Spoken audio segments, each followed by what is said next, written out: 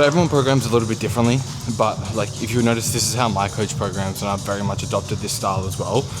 Not for any other reason other than it's what I like, it's what I found has gotten me the best results. And I've played around with different types of programming in terms of like for my clients and stuff like that, but I just find that in terms of enjoyment, in terms of adherence, like this is just like the way that I have found best. Now, in saying that, like it's not always the exact same for everyone. I think when it comes to programming for any person, it's like 70 to 80% what they need, and the remainder 30-20% is what they want. So how I usually like to go about doing things is the first exercise is some sort of priming exercise. So for me, which I didn't record today, is going to be the standing calf raise, and then I'll come onto my hack squat. And if you'll notice, like in the other days that I have, it's like I'll usually do some sort of rear delt fly, some sort of like biceps first. Like that is like, yes, a working exercise, but it's also like the more priming part of the workout, and then I move on to the main compound lift. So look, you're going to program based on what you need and what you want, but I think doing the first exercise is some sort of like priming exercise and then going into more of your compound stuff is what I found in experience the more beneficial way of doing it, because you walk into that heavier stuff with a little bit more blood in the body, a little bit more like warmed up, and then that way you're a bit more fired up and ready to go.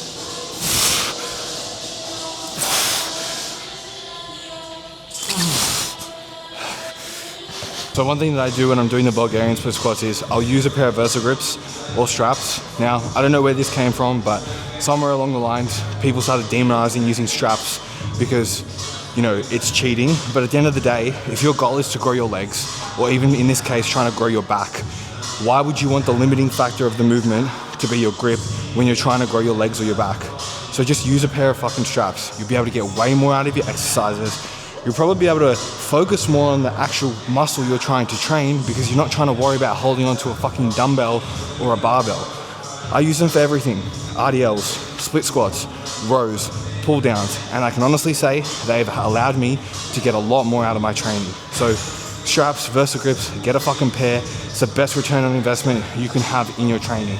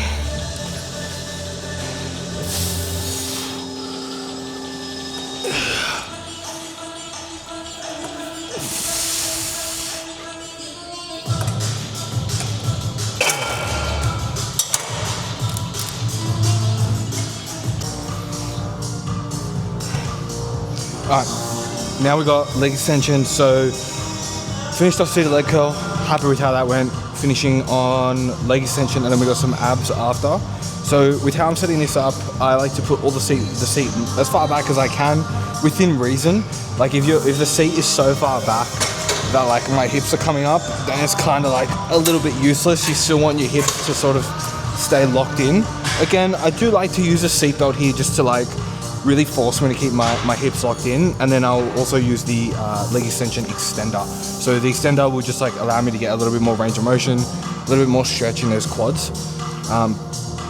One of the things I was actually talking to a client about the other day was just like, you know, a lot of the guys that I coach and a lot of guys who watch my content, they're all trying to like build muscle. They're all trying to be on a bulk. They're all trying to get the calories in, but I think it's really worth understanding of like, why do we actually bulk in the first place? Like, what is the purpose of eating more food and putting on muscle? Like, how does it work? And I think a lot of people don't really understand what the purpose of a bulk is. The whole reason you eat more food is not to just magically put on size. You need to utilize that food with your training. If you are eating more food and you are not training hard enough and doing enough volume in the gym, you will simply not grow. The whole reason the food is there is just to support the training capacity and the training volume. But if you're not utilizing it, there's no muscle that's going to be built. So just remember, this is why dirty bulks don't really work that well, because it's just an excess amount of food that you're not actually utilizing. There's only so much food that you can utilize to actually build muscle and help support recovery.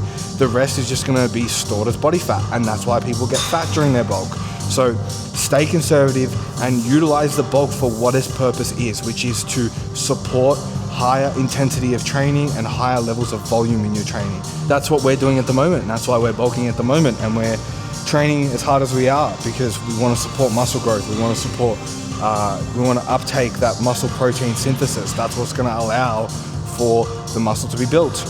Anyway, let's do this leg extension.